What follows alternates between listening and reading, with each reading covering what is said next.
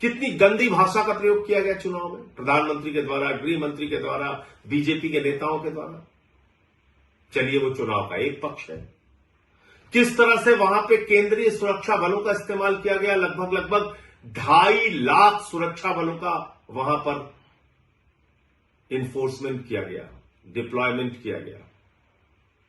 2.5 लाख सुरक्षा बल लगाए गए। कल्पना कीजिए, अमेरिका ईरान से लड़ने के लिए 50,000 सैनिकों का इस्तेमाल करता है और भारत की मोदी जी की सरकार ममता बनर्जी से लड़ने के लिए 2.5 लाख सैनिकों का इस्तेमाल करती है। इतनी बड़ी दुश्मनी यह निभाई जा रही है।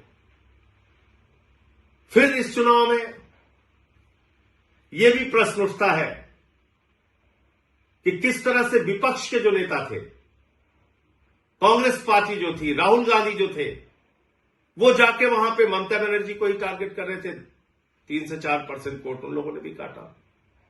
वो एक अलग प्रकार का सवाल है। लेकिन इसमें आज टीएमसी की हार हो गई, ममता बनर्जी की हार हो गई और लोकतंत्र की जीत हो गई, ऐसा नहीं है। सच्चाई को छिपाया नहीं जा सकता। ये एसआईआर के घपले की जीत है, ये ज्ञानेश कुमार के घोटाले की जीत है, ये मोदी अमित शाह के द्वारा केंद्रीय सुरक्षा बलों के बेजा इस्तेमाल की जीत है, ये मोदी अमित शाह के इशारे पर चुनाव आयोग एजेंट बन के बीजेपी का जिस तरह से काम कर रहा था और वहां पर सरकारी अधिकारी, चाहे चीफ सेक्रेटरी हो, डीजीपी हो, तमाम जिलों के अधिकारी हो, एसपी हो, डीएम हो, जिस तरह से उनको हटाया गया, ये उसकी जीत है। ये लोकतंत्र की जीत नहीं है। इसके अलावा भी दूसरी बात है, जनता से भी कई प्रश्न हैं। अब जैसे दिल्ली का चुनाव हुआ, दिल्ली के चुनाव में आम आदमी पार्टी ने जो वादे किए पूरा किया, उससे ज्यादा काम करके दिखाया। लेकिन अगर आपको प्रधानमंत्री के 2,500 देने के झूठे वादे पर यकीन था, तो इसमें गलती आम आदमी पार्टी और केजरीवाल की नहीं थी। आज अगर बंगाल के चुनाव में, पंजाब के चुनाव में या दूसरे राज्यों के चुनाव में भारतीय जनता पार्टी जाती है, झूठे वादे करती है, उत्तर प्रदेश के चुनाव में, और उसका मूल्यांकन किए बगैर अगर आप उसको वोट करते हैं, तो इसमें उन पार्टियों की गलती नहीं है। हमको भी अपने बारे में सोचना पड़ेगा। पंजाब में हमारी सरकार ने जो वादा किया उससे ज्यादा काम किया, दिल्ली में हमने जो वादा किया उससे ज्यादा काम किया। लेकिन मोदी जी झालमुड़ी खा के चुनाव जीत रहे हैं, झूठे वादे करके चुनाव जीत रहे, कह रहे 3,000 रुपए देंगे। दिल्ली में महिलाओं को 2,500 नहीं दिया, बंगाल में जाके कह रहे 3,000 रुपए देंगे। उनकी नफरत की राजनीति पे अगर आपको गुस्सा नहीं आता, अगर 993 रुपए सिलेंडर का दाम बढ़ जाता है, उस पर गुस्सा नहीं आता, चुनाव ठीक खत्म होता है उसके तुरंत बाद, और हम लोग कह रहे थे कि निश्चित रूप से गैस के दाम बढ़ेंगे, 261 रुपए 5 किलो के सिलेंडर का दाम बढ़ गया, अब पेट्रोल डीजल के भी दाम बढ़ेंगे। लेकिन अगर इन सब बातों से जनता को कोई फर्क नहीं पड़ता, तो भारतीय जनता पार्टी को क्यों फर्क पड़ेगा? मोदी अमित शाह को क्यों फर्क पड़ेगा? वो तो अपना ये लूट तंत्र का खेल चलाएंगे और जैसे चाहेंगे देश में महंगाई बढ़ाएंगे, जैसे चाहेंगे पूंजीपतियों को बढ़ावा देंगे, जैसे चाहेंगे सरकारी तंत्र का दुरुपयोग करेंगे, जो उन्होंने बंगाल में किया।